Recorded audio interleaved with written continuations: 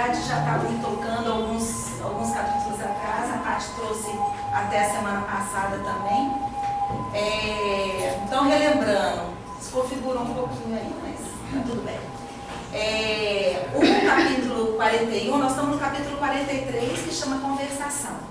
O capítulo 41, ele trouxe a guerra na Terra, né? A gente está falando de 1939, a Segunda Guerra Mundial, né? E aí já começou todo esse movimento de tragédias, né? E de matança e de ódio no planeta Terra. E o nosso lar já estava vivendo isso, e o governador fala assim, estou relembrando 41, irmãos do nosso lar, a aflição não constrói, a ansiedade não edifica, façamos o trabalho silencioso que o Senhor espera de nós. 41. No capítulo 42 que a Paty trouxe, que falou do medo, e a Lena trouxe lindamente também, corroborando com essa questão, né? O nosso campo vibracional.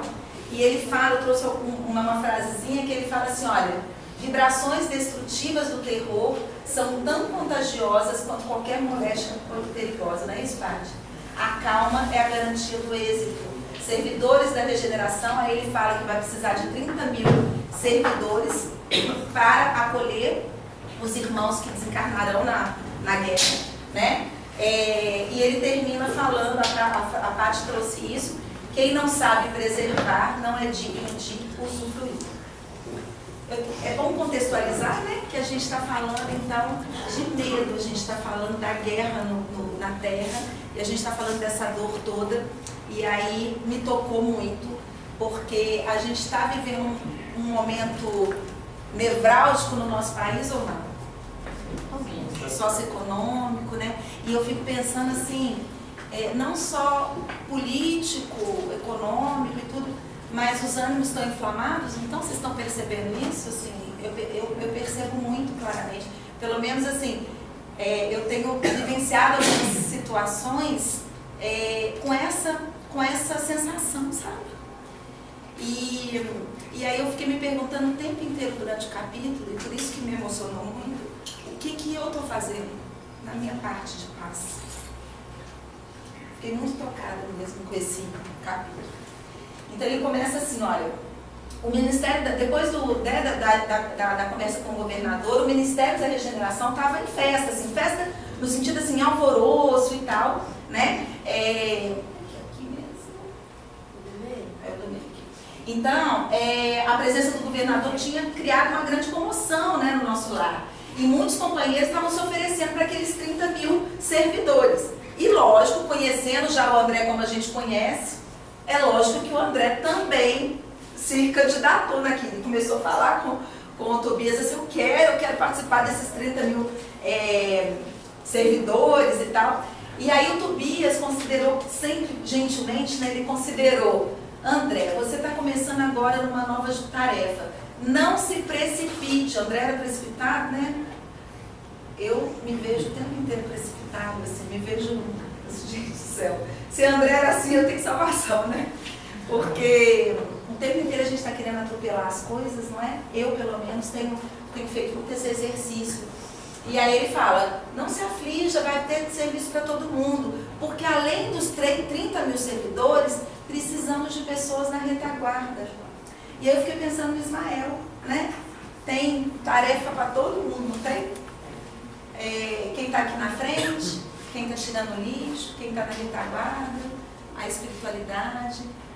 Não só no Ismael, mas assim, na vida como um todo, a gente tem sempre um lugarzinho de retaguarda, se a gente quiser, né? Enfim, e aí, percebendo o desapontamento do André, o Tobias falou, contente-se com a matrícula na escola contra o medo, que a Paty trouxe. Creio que isso lhe fará grande bem. Então, ao invés de você ficar preocupando em ajudar, comece se ajudando, né? Mais ou menos aquela coisa assim, quando a gente está no avião, e aí a comissária fala, quando a máscara cai, né? Em caso de urgência, a máscara cai, na hora que a máscara cair, se você tiver com uma criança, quem que você pode colocar a máscara primeiro? Na criança ou em você? Você. Exatamente. E aí eu fiquei pensando nisso, assim, né? O quanto que eu tenho que olhar para mim antes de sair fazendo um tanto de coisa, pensando que eu estou ajudando o outro, e às vezes eu estou, na verdade, afobando sem estar estruturada mesmo para dar. Primeiro, cuidar de mim. E foi o que o Tobias gentilmente falou com o André. Aí, nesse meio tempo, Lísia chegou, o André pediu licença para o Tobias, e foi com o Lísias, e o Lísias falou, você conhece o ministro Benevenuto? Nome difícil, né? Estudei para falar esse nome. Benevenuto, que chegou anteontem na Polônia. Vamos resgatar a história. 1939, Polônia foi invadida pela Alemanha, o que eclodiu a Segunda Guerra. Não foi isso?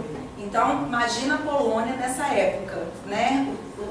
Como é que estava isso. E esse ministro tinha chegado da Polônia. Vamos ao encontro dele. E aí eles foram, tinham um campo, um recinto com copas de árvore e tal. Ele descreve isso. Não achei exatamente um recinto, mas trouxe as copas de árvore para a gente se sentir um pouquinho lá.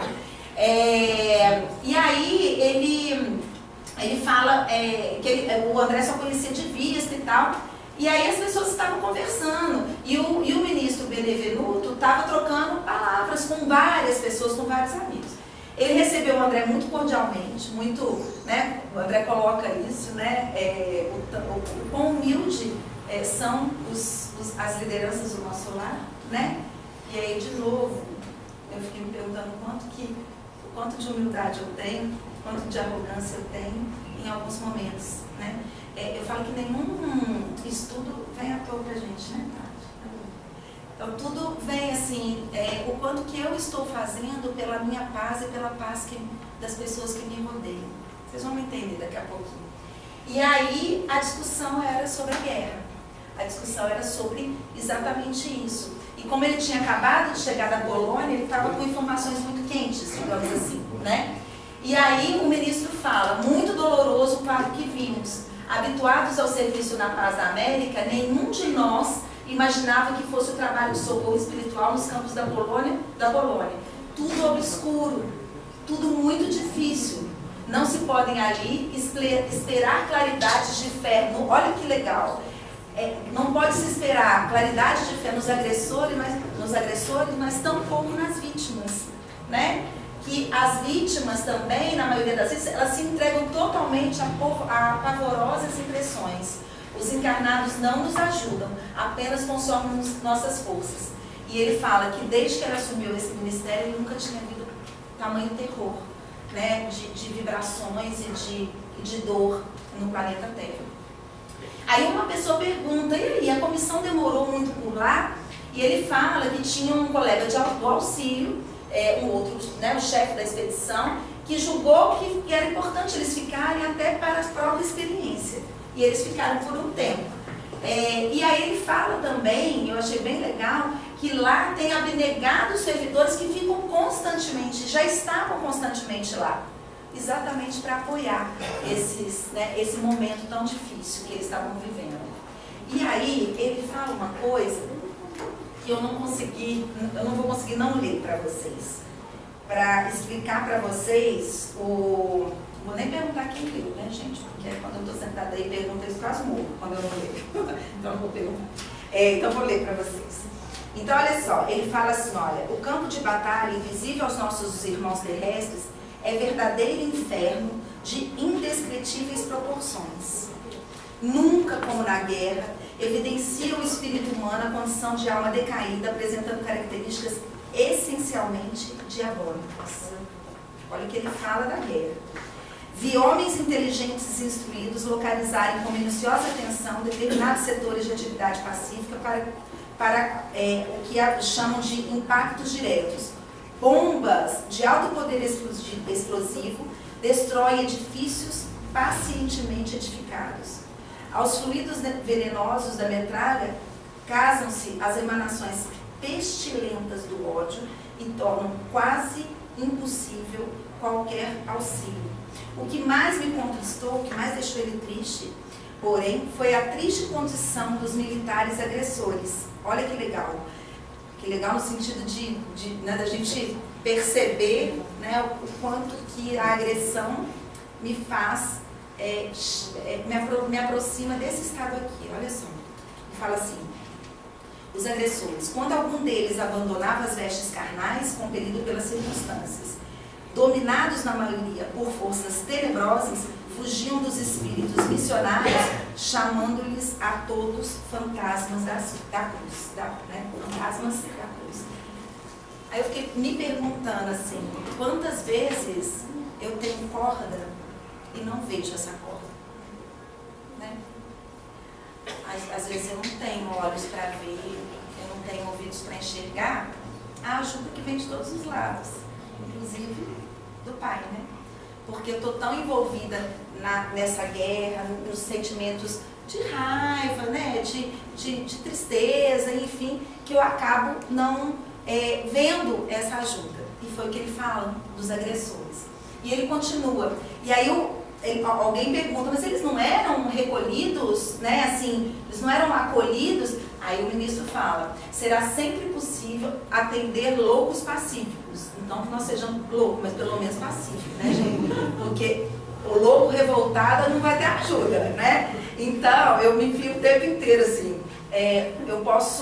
Eu acho que quando a gente está numa casa como Ismael e quando a gente começa a dar os primeiros passos, ainda que engatinhando, né? A gente tem a responsabilidade, né? Eu falo que eu tenho a responsabilidade de não ser mais cega, porque eu estou vendo as coisas, eu estou ouvindo coisas aqui, a gente lê, a gente estuda. Então, assim, o quanto que eu estou sendo louca pacífica e o quanto que eu estou sendo louca, né? E ele fala isso, porque o que pode reservar os loucos furiosos se não o hospício? Não havia outro recurso para tais criaturas do que deixá-las no precipício das trevas, onde serão naturalmente compelidas a reajustar-se, dando ensejo a pensamentos dignos. Ou seja, se a gente se rebelar, se a gente não for um louco pacífico, né? Se eu não for uma louca pacífica, pelo menos uma louca pacífica, o que vai acontecer comigo?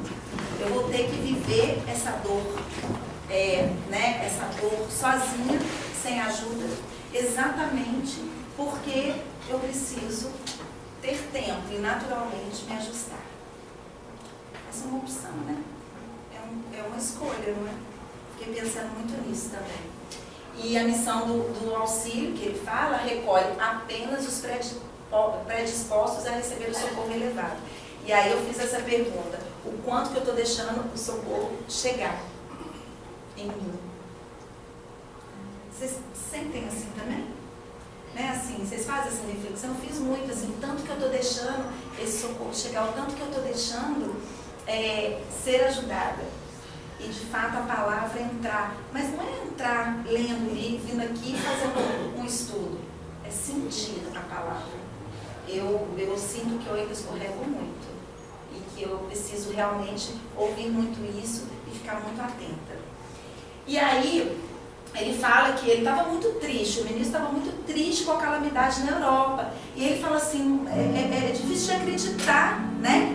Que é muito difícil de acreditar que a Europa, com todo esse patrimônio cultural, se deixou chegar nesse limite, né? Falta de preparação religiosa, ele fala. Não basta o homem ter inteligência apurada, é preciso iluminar raciocínios para a vida eterna.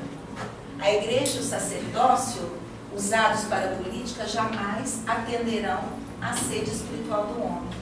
Sem o sopro divino, e eu achei lindo, sem o sopro divino, as personalidades religiosas poderão inspirar respeito e admiração, mas não conseguem surtir efeito de fé e confiança. Legal isso, né?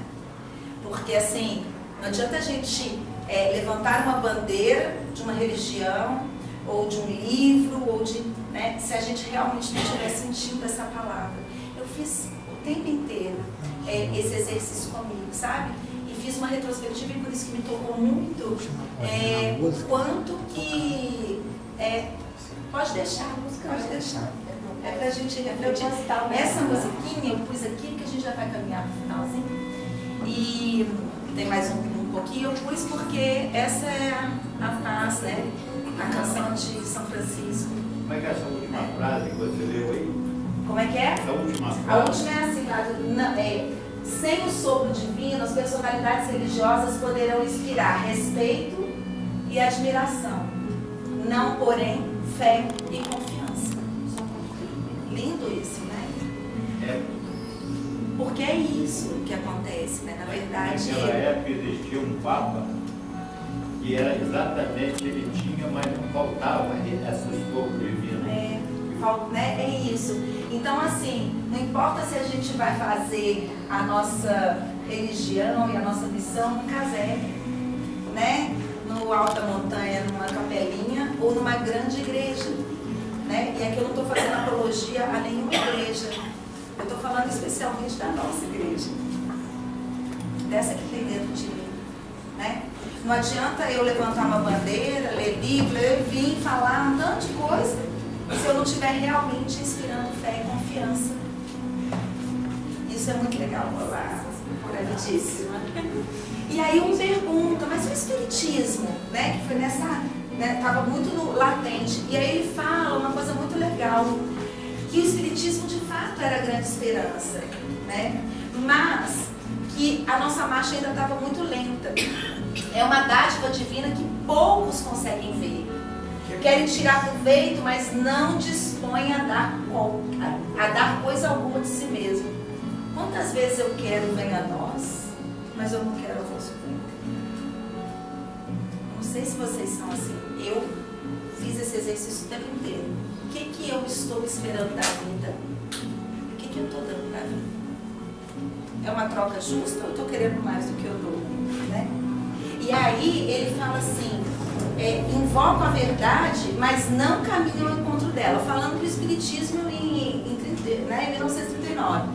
Aí eu achei isso super bacana. Procuram circular espíritos materializados para o fenomenismo passageiro.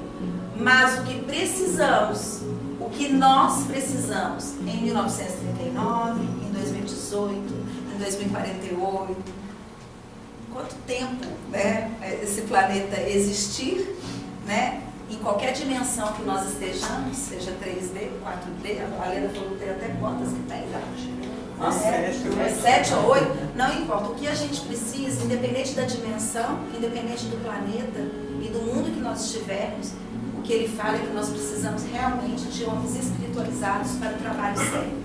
Deixa isso explicar. E aí ele termina assim, nossos serviços são astronômicos. Não esqueçamos, porém, que todo homem é semente divina. Todo homem é semente divina. Tudo que a gente fala isso aqui, né? Da nossa centelha divina, que eu sou um deusinho, né? Filho de Deus, deusinho é. A minha centelha divina, a minha conexão com o Pai, a gente não pode esquecer disso, portanto a gente consegue iluminar. A gente consegue, numa discussão de política, ter a nossa opinião, mas respeitar o outro também. Porque o fato do outro pensar diferente de mim não me dá o direito de julgá-lo, tá? Eu estou vendo assim amizades maravilhosas, às vezes se destruindo, exatamente por isso, né? E eu me pego em várias vezes assim também, não estou apontando não, estou fazendo realmente um exercício, fiz um exercício no capítulo 43 muito grande, e aí ele fala, façamos nossa parte com esperança e otimismo, assim ficamos em paz, pois o Senhor fará o resto. Se eu quero milagre, eu tenho que ser um milagre. Se eu quero paz, eu tenho que fazer a paz, começando por mim mesma. E aí, coincidentemente ou não, porque aqui não existe coincidência, né? Eu recebi um texto que muitos de vocês devem ter recebido. E nos meus 5 minutos finais, eu queria... tá grande, eu trouxe ele na plenitude, porque vai ficar na apresentação para quem quiser ler, e eu posso passar esse texto também para quem não recebeu. E ele fala do momento atual. Veja, André Luiz está falando de 39, nós estamos em 2018. E o que André falou, e o que o ministro falou dessa guerra, desse ódio, dessa paz que nós temos que iluminar caminho afora, esse texto que eu recebi no dia que eu estava fazendo a apresentação, ele para a gente entender o tanto que isso é contemporâneo e o tanto que a gente está engatinhando no sentido da paz. Mas que nós, que estamos num lugar como Ismael, a gente tem a dádiva de ouvir isso como missa, não é? A gente vem aqui, a gente lê, a Lena vem, a Paty vem, todo mundo vem aqui, falo. Então nós temos a responsabilidade de já ter ouvido, né? Eu pelo menos fiz essa reflexão. E aí ele fala o seguinte: o momento requer que cada um de nós descubra seu dom e coloque em serviço de todos. Existe algo que só você tem a dar, entende? E ele fala desse momento. Oi? Vamos ler tudo. Quer ler tudo? Então vamos lá. Estamos vivendo um momento desafiador no mundo. A sombra veio à tona. O escondido está sendo revelado. E isso não se refere apenas à situação política, econômica e social, mas a cada um de nós. A forma como reagimos a esse momento revela também nossas sombras. Isso não é ruim. Só podemos limpar a sujeira que enxergamos. A consciência, né? Mas ouça, enquanto nos ocupamos em apontar a escuridão lá fora, nos outros, na política, naqueles que atacamos por pensarem diferente de nós, deixamos de agir e transformar o que nos cabe, nós mesmos. Pense que cada um de nós tem dons e habilidades que servem ao todo. Uns têm uma mente clara e ótimas ideias, outros são ágeis em encontrar soluções criativas. Uns sabem usar agulhas para curar, outros têm o dom da oratória. Uns amam estar em grupo e iniciar movimentos que expandam. Outros preferem ficar no jardim cuidando de uma única sementinha. O momento requer que cada um de nós descubra seu dom e coloque o serviço ao todo, né, do todo. Existe algo que só você tem a dar. Só nós. É o dom de cada um.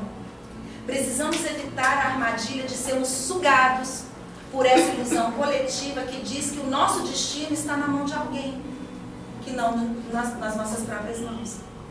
Enquanto ficamos aguilhoados pela revolta, reclamando, atacando uns aos outros, alimentando essa onda que causa angústia e medo, deixamos de fazer o ser a luz que somos. A centelha divina, que o próprio ministro fala. Façamos a nossa parte, que Deus fará o resto. Não importa a sombra que nos rodeie, estamos aqui para manifestar nossa luz. Uma única luz, uma única vela acesa rompe a escuridão. Se você for alguém influente na política, seja luz. Se você for influente na educação, seja luz na educação. Se for dono de um quiosque na praia, coloque amor ao preparar os sanduíches. É do grande ao pequeno, do mega ao micro. Onde quer que esteja, faça o seu melhor. O seu dom, a sua luz. Pare de desperdiçar sua energia julgando, polarizando, atacando. Isso não resolve. Não vai mudar a opinião do outro. Só prejudica a energia global do planeta Terra. Apenas aprofunda esse véu de separatividade e cega a todos nós. Essa é a última tentativa da sombra de nos afastar de nós mesmos. Temos um poder imenso. De fato, eu acredito nisso. A gente tem um poder imenso. E juntos, então, né? E tudo pode se transformar se formos sábios e corajosos para fazer a única coisa que nos cabe. Não se deixe iludir pelo que você vê à sua volta. Respire. Pare. Respire. Faça o seu melhor. Vibre a luz que você é. E confie. Estamos no caminho. É lindo esse texto, né? Então, assim, eu não podia deixar de compartilhar. Alguns já devem ter recebido pelo WhatsApp. Eu vou pôr no grupo, Magazine. Vou pôr no grupo porque assim, eu falei, gente, que loucura, né? André está falando de 1939. Muitos anos se passaram e a gente está na mesma guerra. Então, onde está a paz? É fora ou é dentro? Eu tenho descoberto que, na verdade, a paz está dentro de mim. Né? E quando eu quero exercitá-la, eu consigo, foi Lázaro. Há 2000 anos, ele disse, não se acende uma candeia e coloca debaixo do alqueire. Aqui hoje nós somos 50. Se cada um acender a sua candeia e levar para casa, são 50 lares iluminados. Em cada lar, tendo 3 pessoas, são 150 que estão iluminados recebendo essa luz. Por isso que ele disse, vamos trabalhe, ilumine. É A isso. cada um de nós cabe esse trabalho de iluminar os nossos lares com a candeia que nós somos. É exatamente isso, Lázaro. E por isso me emocionou tanto, porque eu pensei o quanto que eu estou sendo paz na minha casa, com os meus, né? E eu descobri que eu posso dar mais de mim em uma paz. Um convite. Gratidão.